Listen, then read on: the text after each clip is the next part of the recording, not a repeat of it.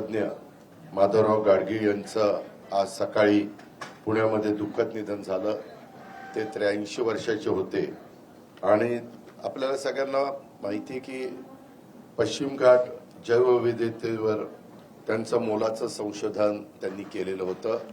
ते संशोधन केल्यानंतरच भारत सरकारने महाराष्ट्र सरकारने यामध्ये त्यांच्याही लक्षात आलं आणि इथं पुढच्या पिढीच्या दृष्टिकोनातनं हे सगळं सांभाळणं ही काळाची गरज आहे हे लक्षात आल्यानंतर त्याच्याबद्दलचे काही कायदे नियम करण्यात आले आणि त्यांच्या एकंदरीत ह्या पर्यावरणाच्या संदर्भातलं काम बघून भारत सरकारने त्यांना पद्मभूषण ह्या पुरस्कार देऊन देखील गौरवण्यात त्यांना आलेलं होतं आणि त्यांनी शेवटपर्यंत वय वर्ष त्यांचं 83 होईपर्यंत जोपर्यंत ते काम करू शकत होते तोपर्यंत त्यांनी ह्या क्षेत्रामध्ये प्रचंड मोठं काम केलं आणि आपल्या जगाच्या सगळ्यांच्या समोर पर्यावरणाचा यक्ष प्रश्न उभा आहे आणि त्याच्या संदर्भामध्ये जगातल्या सगळ्याच महत्त्वाच्या देशांनी खूप मनावर घेतलेलं आहे।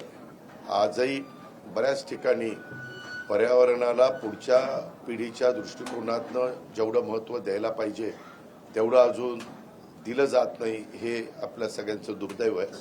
परंतु अशा मोठ्या ख्यातमान असणाऱ्या व्यक्ती आज आपल्याला सोडून गेलेले आहेत। मी माधवराव गाडगे यांना भावपूर्ण श्रद्धांजली अर्पण करतो आणि त्यांनी जी काही आपल्याला ह्या संशोधनाच्या माध्यमातून शिकवलेलं आहे ते आपण सगळेजण आत्मसात करून पुढं पर्यावरण मुक्त आपला भारत देश, आपला महाराष्ट्र, आपला सगळा परिसर करण्याचा प्रयत्न त्या ठिकाणी करूया। पर्यावरणाचा फार गंभीर समस्या आज आपल्या सगळ्यांच्या समोर निर्माण झालेली आहे, ती दूर करणं हीच खऱ्या अर्थाने गाडगीळ साहेबांना श्रद्धांजली ठरेल।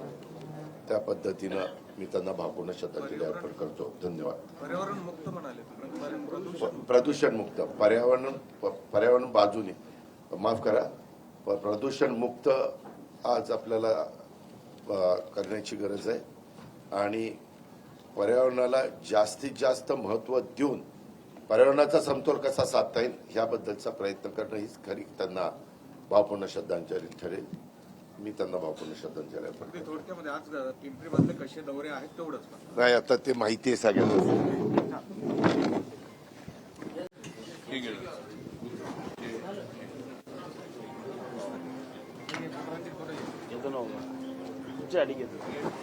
घेतो